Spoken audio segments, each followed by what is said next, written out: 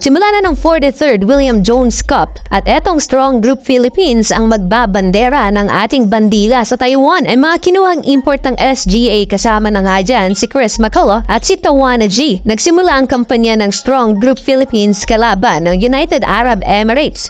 Minamalang ni Chris McCullough ang depensa ng UAE. Sanay na maglaro itong si Chris sa Taiwan. Kiefer Ravena to Jordan Heading, nag-hesitate pa, 3-pointer pasok yan. Tuwang-tuwa ang lefty sharpshooter ng Strong Group Philippines. Tapos ang first quarter lamang ng 14 points ang SGA kontra UAE 32-18. Second quarter in control ang SGA. Kumana naman itong si Angelo Kwame at effective ang 1-2 punch nila ni RJ Abarientos. Nagkasunod-sunod ang puntos nitong ating naturalized player sa paint at dito unti-unting lumubo ang kalamangan ng mga Pinoy sa UAE. Tumaba yata masyado itong si Ange Kwame pero naging advantage pa niya yan para bulihin ng mas malapad na kalaban.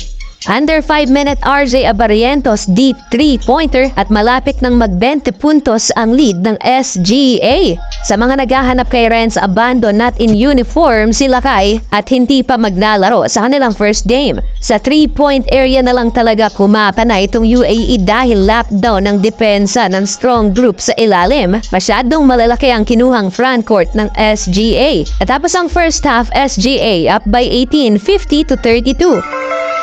Third quarter patuloy ang pananalasa ng SGA. Hindi nila matapatan si Angelo Kwame sa ilalim. Nasidagdag mo pa ang former NBA player na si Chris McCullough. Pinaghalong mga veterano at mga batang players ang kinuha nitong Strong Group PH led by Kiefer Ravena. Solid din ang coaching staffs ng SGA na pinamumunahan ni Coach Charles Chu at ni Coach Raiko Toroman ng former Gilas Pilipinas head coach. Napatawag ng timeout ang SGA dahil sa biglang pag-init nitong si DeMarco Dickerson, ang naturalized player ng UAE. End of third quarter, 73-57, 16-point lead ang pinangahawakang lamang ng Philippines. Fourth quarter, nagparamdam naman sa opensa ng SGA itong si Dave Ildefonso. Tatlo sa kasama sa lineup ng Strong Group Philippines ay nag-enter na ng PBA draft. Yan ay sina Dave Ildefonso, RZ Abarientos at Kaylan Tiongson. Solid din maglaro itong si Tiongson, mga idol, 6'5 forward, may experience overseas dahil naglaro ito sa Taiwan Pro League. Di na nag-relax pa ang SGA dito sa fourth and final quarter at tuluyang tinumbakan pa ang UAE. Umabot pa ng 30 ang kalamangan ng Strong Group, 94-64.